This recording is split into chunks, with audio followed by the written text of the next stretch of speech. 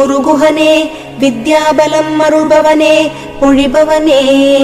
திருக்குமரனே ஷண்முகனே சிரகிரி வேலவனே மங்களங்கள்